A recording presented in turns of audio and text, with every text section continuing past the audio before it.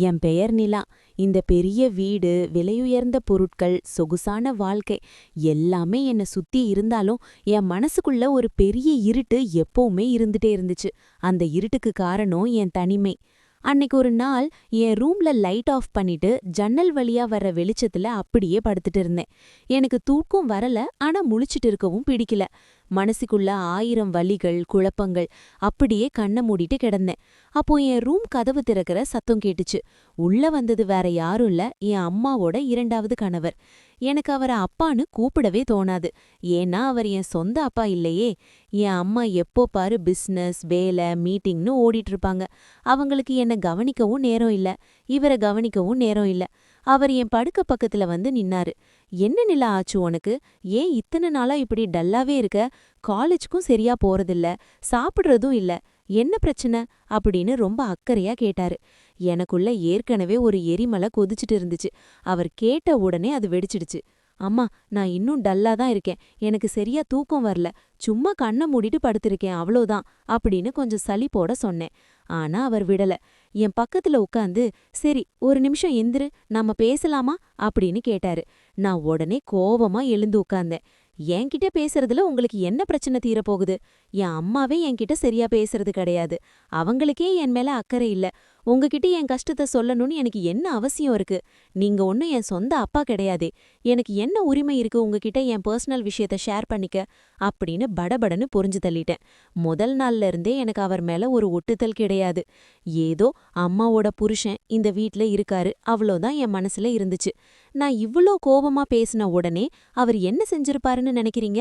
என்ன திட்டுவாரு, இல்லனா கோவமா வெளிய போயிருவாருன்னு தானே? ஆனா அவர் அப்படி பண்ணல. ரொம்ப அமைதியா என்ன பார்த்தாரு. சரி நிலா, உனக்கு என்ன பிடிக்கலனா நீ தாராளமா அத சொல்லலாம். நான் உன்னை கட்டாயப்படுத்தல. ஆனா நான் இந்த வீட்ல இருக்கிற எல்லாரையும் ஒரே மாதிரி தான் பாக்குறேன். நீ ரொம்ப சோகமா இருக்க, அது என்னால பார்க்க முடியல. உனக்கு நான் சொந்த அப்பாவா இல்லாம இருக்கலாம், ஆனா ஒரு நல்ல நண்பனா, ஒரு கார்டியனா உனக்கு நான் எப்பவும் இருப்பேன். என்ன புரிஞ்சுக்காம தூரமா நிக்காத. கொஞ்சம் ஃப்ரீயா இரு. மூஞ்சிய தொங்க போட்டுட்டு இருக்காத. போய் கண்ணாடில உன் முகத்தை பாரு, எவ்ளோ சோர்வா இருக்கேன்னு அப்படின்னு ரொம்ப மென்மையா சொன்னாரு. அவர் பேசின விதம் எனக்குள்ள இருந்த கோபத்தை அப்படியே கொஞ்சம் கொஞ்சமா குறைச்சிடுச்சு. நம்ம வீட்ல நம்மள பத்தி கவலைப்பட யாரோ ஒருத்தர் இருக்காங்களே அப்படிங்கிற உணர்வு என் மனச கொஞ்சம் இலக வச்சுது. சரி, நீங்க இவ்ளோ கேக்குறீங்க, என் பிரச்சனைய நான் சொல்றேன் அப்படின்னு சொல்லிட்டு நான் பேச ஆரம்பிச்சேன். நான் காலேஜ் ஃபர்ஸ்ட் இயர் சேர்ந்த புதுசுல ஒரு பையன் என் பின்னாலேயே சுத்துனான். எனக்கு முதல்ல அவன் மேல எந்த இன்ட்ரெஸ்டும் இல்ல. ஆனா அவன் என்னை இம்ப்ரெஸ் பண்ண நிறைய விஷயங்கள் பண்ணான். எனக்காக வெயிட் பண்ணுவான், கியூட்டா பேசுவான், எனக்காக நிறைய மெனக்கெட்டான். அவன் பண்ண அந்த சின்ன சின்ன விஷயங்கள் எனக்கு ரொம்ப பிடிச்சு போச்சு. கொஞ்ச நாள்ல நானும் அவனை லவ் பண்ண ஆரம்பிச்சிட்டேன். இத கேட்டதும் அவர் குறுக்கிட்டு, காதல்ங்கிறது சாதாரண விஷயம் தானம்மா, இதுல இப்போ என்ன ஆச்சு அப்படின்னு கேட்டாரு. நான் ஒரு பெருமூச்சு விட்டுட்டு சொன்னேன், அது அப்போ, ஆனா இப்போ அப்படி இல்ல. என்கிட்ட சரியா பேசுறதே கிடையாது. எப்பவும் என்ன அவாய்ட் பண்றான். இன்னொரு பொண்ணுகிட்ட நல்லா பேசிட்டு இருக்கான். அத பத்தி நான் போய் கேட்டா, உனக்கு இஷ்டம் இருந்தா பேசு, இல்லனா போ அப்படின்னு ரொம்ப ஈஸியா சொல்லிட்டான். அவன் சொல்றத மட்டும்தான் நான் கேட்கணும். எனக்குன்னு எந்த சொந்த விருப்பமும் இருக்கக்கூடாதா? நான் லவ் பண்ணா அவன் பேச்ச மட்டும்தான் கேட்கணுமா அப்படின்னு சொல்லி அழ ஆரம்பிச்சிட்டேன். அவர் என்ன ரொம்ப பரிதாபமா பார்த்தாரு. சரி, அவன் இப்படி ஹார்ஷா பேசுனதுக்கு நீ என்ன சொன்ன அப்படின்னு கேட்டாரு. எனக்கு ரொம்ப கோபம் வந்துச்சு. நான் அவனை அடிச்சிட்டேன். லவ் பண்ண புதுசுல நானு நீ என் பின்னாடி சுத்துனவன் இப்போ சுத்தமா மாறிட்டான். அவன் கேரக்டரே டோட்டலா மாறிடுச்சு அப்படின்னு சொல்லி முடிச்சேன். அவர் லேசா சிரிச்சுட்டு ரொம்ப மெச்சூரிட்டியா பேச ஆரம்பிச்சாரு. நிலா, ஒரு விஷயம் சொல்றேன் கேளு. இவ மட்டும் இல்ல, பொதுவா நிறைய பசங்க இப்படிதான் இருப்பாங்க. ஒரு பொண்ண லவ் பண்றப்போ தேவதை மாதிரி ஆஹோ ஓஹோன்னு புகழ்வாங்க. ஆனா லவ் சக்சஸ் ஆன பிறகு அவங்கள மதிக்கவே மாட்டாங்க. கல்யாணம் ஆன பிறகு கூட சில பேர் தாம் மனைவிய துளி கூட மதிக்க மாட்டாங்க. இதுதான் யதார்த்தம். நீ இப்பவே அவனை பத்தி புரிஞ்சுக்கிட்டது ரொம்ப நல்லது. உனக்கு அவனை பிடிக்கலையா, மரியாதையா ஒரு பிரேக்கப் பண்ணிட்டு வந்துட்டே இரு. அதை விட்டுட்டு ஏன் இப்படி உன்னை நீயே வருத்திக்கிட்டு இருக்க அப்படின்னு கேட்டாரு. அவர் சொன்னது 100க்கு 100 உண்மைன்னு என் மனசுக்கு பட்டுச்சு. ஆமா, எனக்கும் பிரேக்கப் பண்ணிடலான்னு தான் தோணுது. ஆனா ரிலேஷன்ஷிப்ல இதெல்லாம் சாதாரண பிரச்சனை தானே. இதுக்காக பிரேக்கப் பண்ணா லைஃப்ல எப்படி அடுத்த கட்டத்துக்கு போறதுன்னு இன்னொரு பக்கம் மனசு சொல்லுது. எனக்கு ரொம்ப கன்ஃபியூஷனா இருக்கு. இந்த மாதிரி நேரத்துல எனக்கு அம்மாவோட சப்போர்ட் தான் ரொம்ப தேவைப்பட்டுச்சு. ஆனா அவங்களுக்கு என்னை பத்தி யோசிக்கவே நேரம் இல்ல அப்படின்னு சொல்லி நான் ஃபீல் பண்ணேன். அவர் உடனே ஒரு ஆழமான பார்வையை என் மேல வீசினாரு. பரவாயில்லம்மா, நீ உண்மையே சொன்ன. உங்க அம்மா ஏன் என்கிட்ட கூட சரியா பேசுறதில்லன்னு இப்போதான் எனக்கு புரியுது. தெரியுது. அவங்க எப்பவுமே பிசினஸ்னு தான் இருக்காங்க. 1 மாசமா என்கிட்டயும் அவங்க சரியா முகம் கொடுத்து பேசுனது கிடையாது அப்படின்னு அவர் சொன்னப்பதான் எனக்கு ஒரு விஷயம் புரிஞ்சுது. நம்மள மாதிரி தான் இவரும் இந்த வீட்ல ரொம்ப தனிமையில அன்புக்கு ஏங்கி தவிச்சிட்டு இருக்காரு அப்படின்னு. இனிமே அவங்க அம்மாவை பத்தி பேச வேண்டாம், உன்னை பத்தி மட்டும் பேசுவோம். நீ நார்மலா இரு, சில் பண்ணு. உனக்கு பிடிக்கலையா பிரேக்கப் பண்ணிடு. நாளைக்கு நீ ஒரு காம்ப்ரமைஸ் பண்ணிட்டு அவன் கூட போய் சேர்ந்தா இன்னும் 4 மாசம் கழிச்சு இதே பிரச்சனையை தான் என்கிட்ட வந்து சொல்லுவ. ஏன்னா ஒரு விரிசல் விழுந்துருச்சுன்னா அது பெருசாகமே தவிர குறையாது. அது உனக்கு இன்னும் கஷ்டத்தை தான் கொடுக்கும். ரிலாக்ஸா இரு, எதை பத்தியும் யோசிக்காம ஃப்ரீயா தூங்கு. எந்த பிரச்சனையா இருந்தாலும் என்கிட்ட சொல்லு அப்படின்னு சொல்லிட்டு அவர் எந்திரிக்க போனா நான் உடனே அவர் கையை பிடிச்சேன். தேங்க்ஸ், உண்மையா சொல்றேன், நான் உங்கள பெருசா மதிச்சதே கிடையாது. ஆனா நீங்க தானா வந்து என் பிரச்சனை என்னன்னு கேட்டு அதுக்கு ஒரு நல்ல தீர்வும் சொல்லிருக்கீங்க. அம்மாவா இருந்தா கூட என் மேல கோபப்பட்டு இருப்பாங்க. ஆனா நீங்க அப்படி பண்ணல. உங்களை நான் நிறைய ஹர்ட் பண்ணிருக்கேன். ஐ எம் சாரி அப்படின்னு உண்மையான உணர்வோட சொன்னேன். ஏய் கிறுக்கு பொண்ணே, இதுக்கு எதுக்கு சாரி தேங்க்ஸ் எல்லாம்? நம்மெல்லாம் ஒரே ஃபேமிலி. உங்க அம்மா சப்போர்ட் பண்ணலனா என்ன, நான் உனக்கு இருக்கேன். இப்போதைக்கு நான் தான் உனக்கு கார்டியன் அப்படின்னு ரொம்ப அன்பா சொல்லிட்டு அங்கிருந்து கிளம்பிட்டாரு. அந்த நிமிஷத்துல இருந்து அவர் மேல இருந்த இமேஜ் டோட்டலா மாறிடுச்சு. லவ் பண்ணா இப்படி ஒரு மெச்சூர்டான, அன்பான, பொறுமையான ஒரு ஆணைதானே லவ் பண்ணணும். நம்மளும் லவ் பண்ணிருக்கமே, ஒரு வேஸ்ட் பையனை அப்படின்னு எனக்குள்ளேயே நானே சிரிச்சுக்கிட்டேன். நாட்கள் நகர ஆரம்பிச்சுது. நான் அந்த பையன் கூட பிரேக்கப் பண்ணிட்டேன். இப்போ என் உலகமே அவர்தான். அவர் ஆபீஸ்ல இருந்து வர்றதுக்காக வெயிட் பண்ணுவேன். அவர் கூட உட்காந்து காஃபி குடிப்பேன், நிறைய பேசுவேன். என் தனிமையெல்லாம் பறந்து போயிடுச்சு. அவர் கூட இருக்கும்போது எனக்கு அவ்வளோ பாதுகாப்பா சந்தோஷமா இருந்துச்சு. ஒரு நாள் அவர் என் ரூம்க்கு வந்தப்போ நான் அவர்கிட்ட என் மனசுல இருந்ததை சொல்ல ஆரம்பிச்சேன். நீங்க இங்கேயே இருக்கீங்களா? என் கூடவே இருங்க, என் கூட பேசுங்க. நீங்க என் கூட இருக்கும்போது என் மைண்ட் ரொம்ப ரிலாக்ஸா இருக்கு. நான் ரொம்ப ஹாப்பியா ஃபீல் பண்றேன் அப்படின்னு நான் கொஞ்சம் நெருக்கமா அவர்கிட்ட சொன்னேன். அவர் கொஞ்சம் தயங்கினாரு. சரி, இருக்கேன். ஆனா நீ கொஞ்சம் தள்ளியே இரு நிலா. நீ முதல்ல பேசினதுக்கும் இப்ப பேசுறதுக்கும் நிறைய வித்தியாசம் இருக்கு. எனக்கும் உன் வயசை தாண்டி வந்தவன்தான், எனக்கு எல்லாமே புரியும் அப்படின்னு அவர் கொஞ்சம் உஷாராக பேசினார். என்ன புரியும் உங்களுக்கு? நான் கண்களை சுருக்கி கேட்டேன். எல்லாமே புரியும் நிலா, அதனாலதான் சொல்றேன் நீ தள்ளி இரு அப்படின்னு அவர் ஸ்ட்ரிக்டா சொன்னாரு. எனக்குள்ள இருந்த பிடிவாதம் வெளியே வந்துச்சு. சரி, உங்களுக்கு ஓகேனா சொல்லுங்க, தாராளமா எனக்கும் ஓகே தான் அப்படின்னு நான் ஒரு போல்டான பார்வைய அவர் மேல வீசினேன்.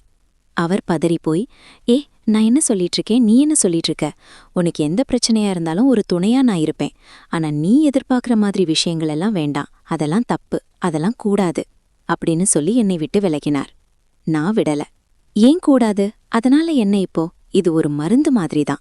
என் மனசுல இருக்கிற வலிய போக்க நீங்க ஹெல்ப் பண்ணீங்கன்னா நான் இன்னும் சீக்கிரமா ரெக்கவர் ஆகிடுவேன். ப்ளீஸ் எனக்காக இங்கேயே என் கூடவே இருங்க அப்படின்னு சொல்லி அவர் மேல சாய போனேன். அவர் சட்டன்னு விலகி நின்று, ஐயோ காரியத்தை கெடுத்துருவ போலையே, இதெல்லாம் வேணானிலா, இது உங்க அம்மாவுக்கு தெரிஞ்சா பெரிய பிரச்சனையாகும். அவங்களுக்கு தெரியறது ஒரு பக்கம் இருக்கட்டும், முதல்ல இதை நான் ஏத்துக்க மாட்டேன். இது ரொம்ப தப்பு. நீ என்ன ஹெல்ப் கேட்டாலும் நான் பண்றேன். ஆனா இந்த மாதிரி ஹெல்ப் எல்லாம் என்கிட்ட கேட்காத, இது ஹெல்ப்பே கிடையாது அப்படின்னு ரொம்ப ஸ்ட்ரிக்டா சொல்லிட்டு என் ரூமை விட்டு வேகமா வெளியே போயிட்டாரு. அவர் போனதும் எனக்குள்ள ஒரு ஏமாற்றம். இவ்வளவு அன்பா இருக்காரு, ஆனா ஏன் என்ன புரிஞ்சிக்க மாட்டேங்கிறாரு? சரி, நான் பண்றதும் தப்புதானோ அப்படின்னு கொஞ்ச நேரம் யோசிச்சேன். ஆனாலும் என் மனசுக்கு அவரை ரொம்ப பிடிச்சு போச்சு. சரி, இதுக்கு மேல அவரை தொந்தரவு பண்ண வேண்டாம். Self help is the best help அப்படின்னு நினைச்சிட்டு அன்னைக்கு நைட்டு என் ரூம் கதவை சாத்திட்டு எனக்கு நானே ஆறுதல் சொல்லிக்கிட்டு படுத்துக்கிட்டேன். இரவு வெகு நேரம் ஆகியிருக்கும். நான் நல்ல தூக்கத்துல இருந்தேன். திடீரென்று என் முகத்தில் யாரோ கையை வைப்பது போன்ற உணர்வு. திடுக்கிட்டு கண் விழித்து பார்த்தேன். அந்த இருட்டில் என் படுக்கை அருகில் அவர் நின்று கொண்டிருந்தார். நான் எழுந்து உட்கார்ந்தேன். நீங்க என்ன பண்றீங்க இங்க? இவ்வளவு நேரத்துல என் ரூமுக்கு ஏன் வந்தீங்க அப்படின்னு கேட்டேன். அவர் தயங்கியபடியே, நான் வந்து 1/4 மணி நேரம் ஆகுது நிலா, நீ தூங்கிட்டு இருந்த, நான் உன்னையே பார்த்துட்டு இருந்தேன். ஈவினிங் இருந்ததை விட இப்போ நீ ரொம்ப கியூட்டா இருக்க அப்படின்னு ஒரு மாதிரி ரொமான்டிக்கா சொன்னாரு. எனக்கு அவர் எந்த நோக்கத்துல வந்திருக்காருன்னு உடனே புரிஞ்சிடுச்சு. இருந்தாலும் நான் கொஞ்சம் விலகி உட்கார்ந்து, இங்க பாருங்க, நீங்க எந்த நோக்கத்துல பேசுறீங்கன்னு எனக்கு நல்லாவே தெரியுது. ப்ளீஸ் நீங்க தூரமாவே இருங்க. இது வேண்டான்னு நான் ஏற்கனவே சொல்லிட்டேன். மறுபடியும் இதை பண்ணாதீங்க அப்படின்னு அவர் சாயங்காலம் சொன்ன அதே டைலாக்க அவருக்கு திருப்பி சொன்னேன். அவர் என் பக்கத்துல வந்து உட்கார்ந்து, இல்ல நிலா, நீ பேசினதுக்கப்புறம் என் மனசு கேட்கல. நான் என் ரூம்ல போய் ரொம்ப யோசிச்சேன். என்னால கண்ட்ரோல் பண்ண முடியல. இதெல்லாம் நார்மல் ஆகணும்னா நீ கேட்டது நடந்தாதான் முடியும். நீ தானே சொன்ன சோகமா இருந்தா உனக்கு பிடிக்காதுன்னு. இப்போ நீ சோகமா இருக்கக்கூடாதுன்னா உனக்காக இதை நான் பண்ணித்தான் ஆகணும். அப்படின்னு சொல்லி என்னை நெருங்கினார். நான் அவரை தடுத்து, நான் சோகமா இருக்கக்கூடாதுங்கிறதுக்காக இதெல்லாம் பண்ண முடியுமா? என்ன பேசிட்டு இருக்கீங்க நீங்க அப்படின்னு கேலியா கேட்டேன். ஆனா அவர் என்னை விடுறதா இல்ல நிலா, முடியாது, நீ என்ன சொன்னாலும் சரி, இத பண்ணினாதான் நான் இங்கிருந்து போவேன் அப்படின்னு சொல்லி என்னை கட்டிக்கொண்டார். அவர் அப்படி என்னை தொட்ட நிமிஷம் எனக்குள்ள இருந்த எல்லா தடுப்புகளும் உடைஞ்சு சுக்கு நூறா போயிடுச்சு. எனக்கும் அதுதான் வேணும்னு என் மனசு அடம் பிடிச்சது. சரி, நீங்க சொல்றது உண்மைதான். நீங்களும் ஹாப்பியா இருக்கணும், நானும் ஹாப்பியா இருக்கணும். அம்மாவை பத்தி நமக்கு கவலை இல்ல. அவங்களுக்கு நம்ம மேல எப்பவும் அக்கறை இருந்ததே கிடையாது. இந்த வீட்ல நாமும் தனிமையில தான் இருந்தோம், நீங்களும் தனிமையில தான் இருந்தீங்க. சோ இந்த மொமெண்ட் கண்டிப்பா நம்ம 2 பேருக்கும் நல்லாதான் இருக்க போகுது அப்படின்னு சொல்லி அவர் கழுத்து கட்டிக்கிட்டேன். அவர் என் கண்களை பார்த்து, ஆமாம் நிலா, நீ சொல்றதுதான் சரி. இனிமேல் எதை பத்தியும் நீ கவலைப்பட வேண்டாம், நான் இருக்கேன் அப்படின்னு சொல்லி என்னை இறுக்கமா அணைச்சுக்கிட்டாரு. அந்த இருட்டான அறை, எங்களின் மூச்சு காற்று, அந்த தனிமை எல்லாமே அன்னைக்கு ஒரு புதிய உணர்வை எங்களுக்குள்ள கொண்டு வந்துச்சு. எந்தவிதமான குற்ற உணர்ச்சியும் இல்லாமல் எங்களின் அன்பையும் ஏக்கத்தையும் அந்த இரவில் பரிமாறிக்கொண்டோம். எல்லாம் முடிந்து அவர் என் மடியில் தலை வைத்து படுத்திருந்தார். என் முகத்தில் அவ்வளவு ஒரு சந்தோஷம், அமைதி. அவருடைய முகத்திலும் அதே சந்தோஷம் இருந்தது. நான் அவர் முடியை கோதிவிட்டபடியே சிரித்துக்கொண்டு சொன்னேன், உண்மையாவே என் எக்ஸ் பாய் ஃப்ரெண்ட் ஒரு வேஸ்ட் பீஸ். நீங்க சொன்ன பிறகுதான் எனக்கு எல்லாமே புரியுது. இதையெல்லாம் எக்ஸ்பீரியன்ஸ் பண்ணதுக்கு அப்புறம்தான் அவன் எவ்வளவு டம்மின்னு எனக்கு தெரியுது. You are the best. அவர் என்னை பார்த்து சிரித்துக்கொண்டே, அப்படியே சொல்லு என்று சொல்லி என் நெற்றிமில் முத்தமிட்டார். நாங்கள் இருவருமே அந்த தனிமையான வீட்டில் எங்களுக்கு தேவையான அன்பையும் காதலையும் அணைப்பையும் ஒருவருக்கொருவர் கொடுத்துக்கொண்டு மிகவும் சந்தோஷமாக இருக்கிறோம்.